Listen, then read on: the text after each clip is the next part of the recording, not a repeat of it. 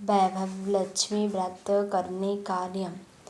पहला, यह व्रत सौभाग्यशाली स्त्रियां करें तो उनको उत्तम फल मिलता है, पर घर में यदि सौभाग्यशाली स्त्रियां ना हो तो कोई भी स्त्री या कुमारी कन्या भी यह व्रत कर सकती है।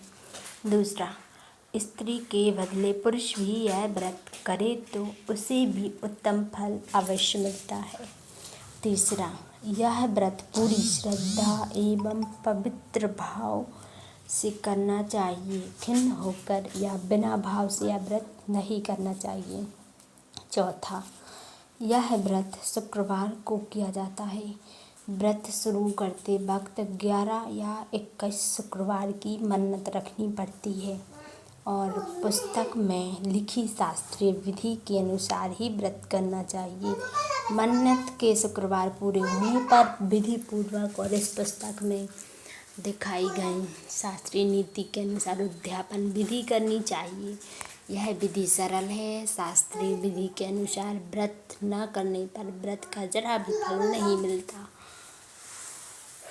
पांचवा, एक बार व्रत पूरे करने के पश्चात फिर मन्नत कर सकते हैं और फिर से व्रत कर सकते हैं।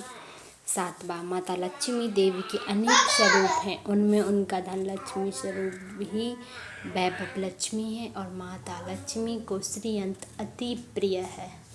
व्रत करते वक्त पुस्तक में दिए हुए माँ लक्ष्मी जी के हर स्वरूप को और श्रीयंत्र को प्रणाम करना चाहिए, तभी व्रत का फल मिलता है। अगर हम इतनी सी मेहनत नहीं कर सकते तो लक्ष्मी देवी भी हमारे लिए कुछ करने के लिए तैयार नहीं होंगी, पर हम पर माँ की कृपा नहीं होगी। आठवां, व्रत के दिन सुबह से ही जय माँ लक्ष्मी का रटन मन ही मन करना चाहिए और माँ का पूरे भाव से स्मरण करना चाहिए। नौवां, शुक्रवार के दिन यदि आप प्रवास या यात्रा पर गए हो तो शुक्रवार छोड़कर उनके बाद के शुक्रवार को व्रत करना चाहिए, पर व्रत अपने ही घर में करना चाहिए। सब मिलाकर जितने शुक्रवार की मन्नत ली हो उतने शुक्रवार पूरे करना चाहिए। 9, घर में सोना ना हो तो चांदी की चीज़ पूजा में रखनी चाहिए, अगर वह भी ना हो तो रोकड़ रुपया रखना चाहिए। 10वां, व्रत पूरा होने पर कम से कम 7 स्त्रियों को या आपकी इच्छा अनुसार जैसे 11, 21, 41, 101 स्त्रियों को वैभव लक्ष्मी व्रत की पुस्तक कुमकुम का तिलक करके भेंट के स्वरूप में देनी चाहिए। जितनी ज़्यादा पुस्तक आप देंगे उतनी माँ लक्ष्मी की ज़्यादा कृपा होगी और माँ लक्ष्मी का अद्भुत व्रत का ज़्यादा से ज़्यादा प्रचार होगा। 11वां, व्रत के शुक्रवार को स्त्री रजस्वला से या सूत की हो तो वह शुक्रवार छोड़ देना चाहिए और बाद के शुक्रवार से व्रत शुरू करना चाहिए, पर जितने शुक्रवार की मन्नत मानी हो उतने शुक्रवार पूरे करने चाहिए।